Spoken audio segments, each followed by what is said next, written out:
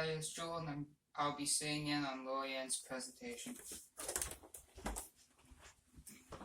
Hi, I'm Lorian, and I want to discuss how the world views of bipolar disorder affect others, especially those who have the illness, and why we should change those views.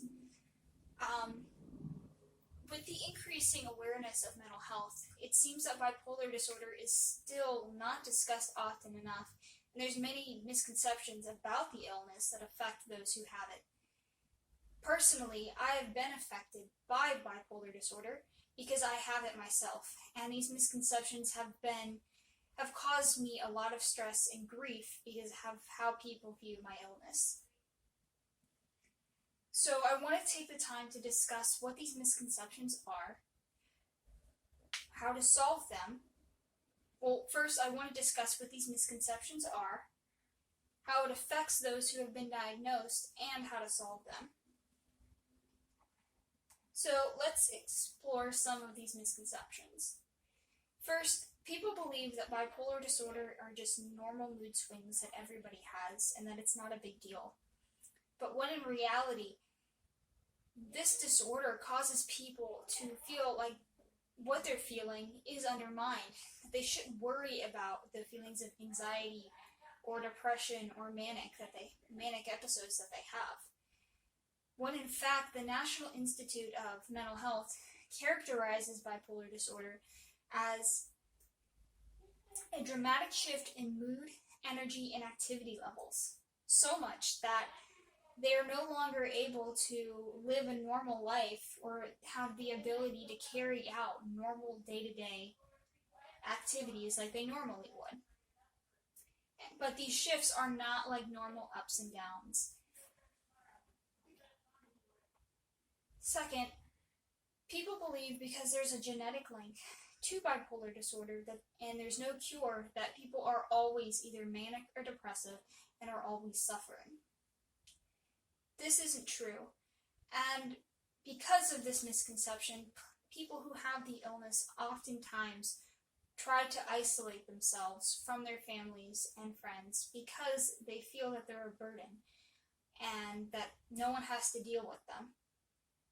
But Melinda Smith says that people who have the illness should actually be around family members as often as possible when they're having these episodes, so that they are able to get through the rough times and feel better. So with this misconception, they can't get the proper treatment and the proper support that they need to get through this illness that they can't help but have. So let's explore how we're going to solve this problem. I believe that education is highly, highly important, and health classes should be discussing bipolar disorder in more detail, including what the symptoms are and how it's diagnosed. Even more so, they should try to refute the myths that are commonly heard. In addition to this education, I believe that speakers who have bipolar disorder themselves should be able to come into schools and explain their own experiences they've had handling this disorder, and how those who don't have it can handle loved ones and family members who do have bipolar disorder, and how to deal with those manic and depressive episodes that they may experience from that person. With this proper education in schools, others can understand what bipolar disorder actually is. We can educate others, and we can create an understanding of empathy and not judgment. This can inspire further research by other people. And the Michigan Health Lab has actually said that a long-term study of more than 1,000 people yields a new 7-factor framework that could help patients, clinicians, and researchers. So with this increase of knowledge, we can actually inspire other people to help with this framework and to help research more into bipolar disorder and how to treat it. And by creating this understanding, we can understand that anybody can have it. Nice people, mean people, doesn't matter. Anybody can have bipolar disorder. In 2020, the Depression and Bipolar Disorder Support Alliance said that there's about 5.7 million Americans, or roughly 2.6% of the world, who have bipolar disorder.